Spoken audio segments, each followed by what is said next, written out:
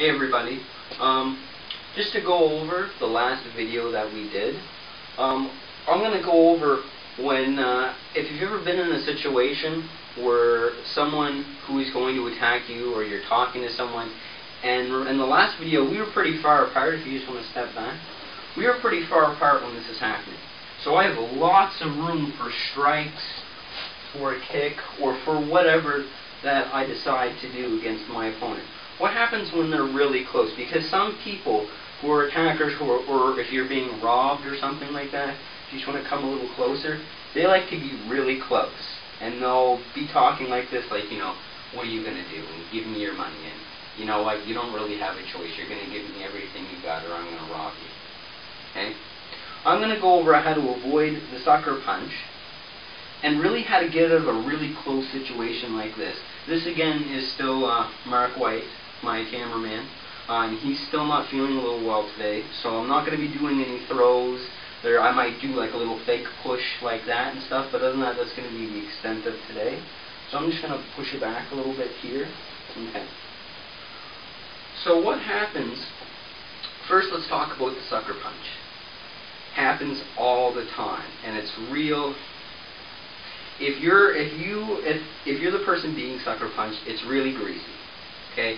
If you're a modern day warrior like myself, and it comes to a point where I decide that I'm gonna have a physical confrontation with you, I'm not gonna sucker punch you.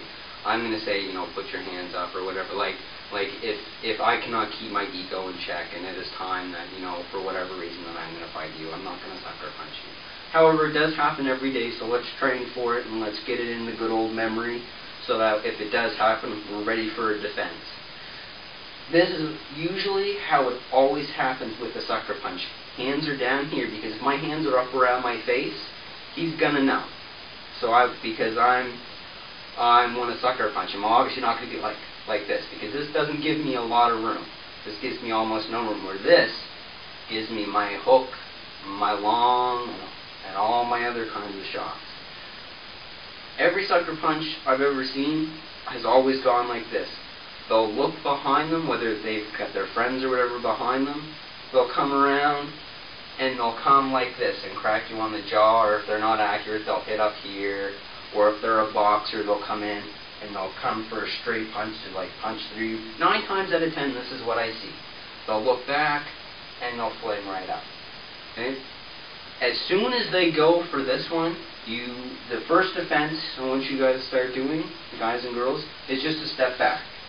Because that way, what I'll do is I'll come around, and you go like that, and all you have to do is step back, so come around like that, out of my reach. And as soon as I come up here, all my body weight is going this way. All he's got to do is strike me, or run away, or throw a kick, or do a takedown, or whatever. The other one, as soon as I come back like this, if I'm bringing the fist back, if you're at this point, and I'm coming back like this, you have to defend yourself. Nobody has the right to harm you physically or mentally. Nobody has that right. And if you're going to break that right by trying to hurt me, I'm going to defend myself. If I'm coming back like this, and I'm quick enough that I can see this coming, immediately, if he's right here, all I want you to do is give a quick strike to here, or a quick strike to my throat. So really quickly, just go like that, and you're looking for right for the solar plex, and then come up here for the throat.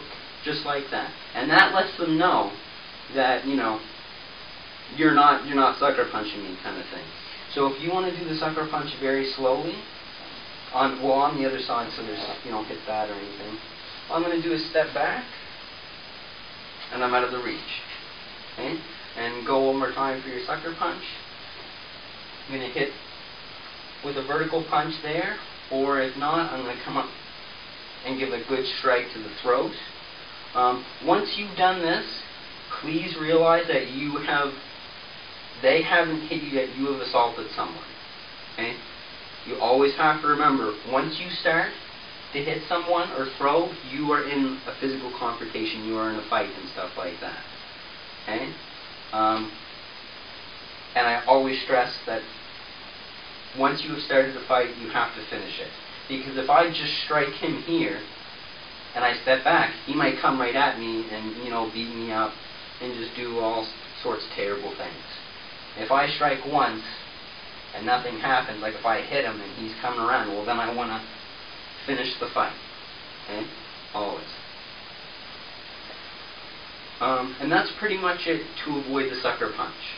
Now there's some other ways that if they have a knife, there's so many different ways that I'm not going to go over them in this video, but I'm sure I will have other videos where if your attacker is very close.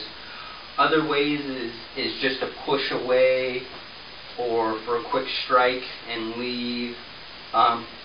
If they have a weapon on them, a quick strike to the groin. Because if we're this close and you pull a knife and I see it, automatically, like, I have to assume that you're going to take my life because you have a knife or you're willing to cause me a lot of bodily harm.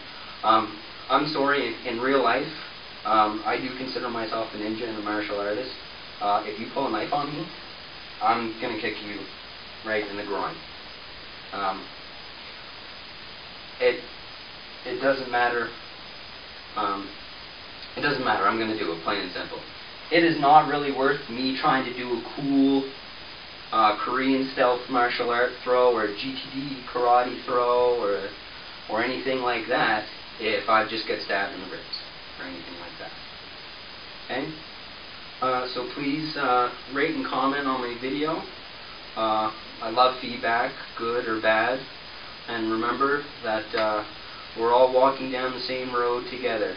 And it's a lot more funner and a lot more easier if we all walk together as friends.